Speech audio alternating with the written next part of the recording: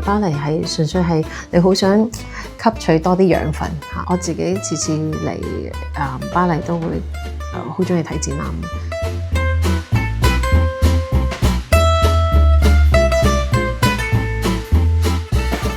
你要走入呢個，譬如呢個120年嘅建築啦，想像係一個小提琴嘅來龍啦，好希望香港觀眾係睇到好多嘢，你係需要去有嗰個經驗，還是有嗰個真係遊走過，或者真係要親身嚟到，或者見到嗰個實體嘅作品，唔係可以透過呢個電話去睇。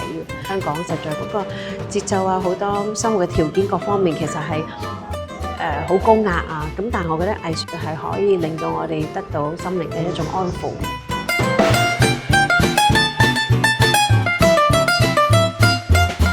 過去呢14年，除咗我哋有古典嘅 classical arts 啦，古典嘅音樂啦，我覺得我哋都需要同時代並進嘅，即係需要都去知道啊！而家譬如有 VR 啊，有 AI 啊，有咩？即係有啲嘢你係需要用最而家當下嘅大家好關心嘅，無論係科技啦、題材啦。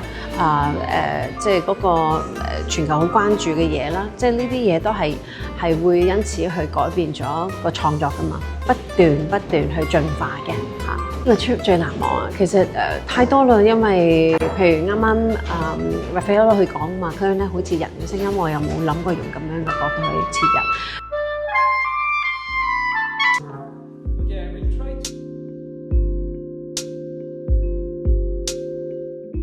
譬如今朝我哋訪問 Serge Laurent，佢講嘢，哇！我直情係想攞佢嗰個錄音訪問錄音嚟做一個 podcast。Mona Lisa 啦，即係因為我哋對上一次可以咁樣獨霸 Mona Lisa 喺休館日嘅時候係講緊2017年，咁再次望翻 Mona Lisa 咁近距離、咁冇干擾嘅情況之下，你覺得啊？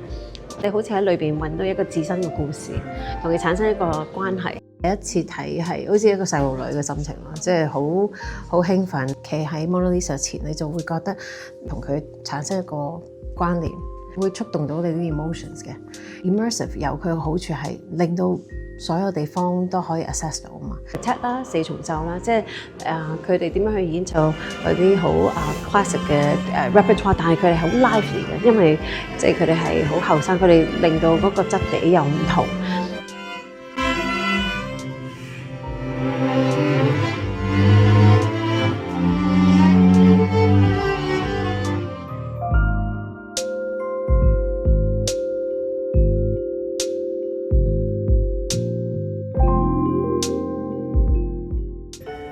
我覺得呢度做雜技真係好幸福嘅，係一個國家嘅雜技學校啦，咁所以係即係好充足嘅 funding。佢哋一年有80個唔同嘅專業嘅雜技嘅 artist 啦，佢哋會嚟同佢哋一齊做大師班啦。經歷喺呢14年裏邊，我覺得大家對我嘅包容，頭幾年好緊張，慢慢你哋都令到我即係好願意同我分享咯。咁我覺得好多知識、好多事情係需要同人分享，唔係你自己即係你一個人收埋喺度知道，但係唔分享。我覺得 knowledge is to be shared 嚇。咁14年，我覺得即係真係好豐富嚇藝術。佢唔係你一定要去識先至可以去欣賞到，其實藝術係 for everyone。你睇大自然，其實大自然都係一個好大嘅藝術嘅媒介，佢係免費添，佢俾到好多嘅 dreams 你，佢俾到好多嘅喺你人生裏邊，佢可以俾好多色彩你嚇。咁所以我好希望The French Bay 可以持續去 keep going 佢哋咁30幾年嘅理念啦。Hello， 大家好，我係法國5月藝術節大使林佳。請留意我哋第33屆嘅法國5月藝術節有啲咩項目啊？有啲咩美食？有啲咩嘅表演藝術咧？請留意喺呢個 The French Bay Festival 嘅網址同呢個 IG。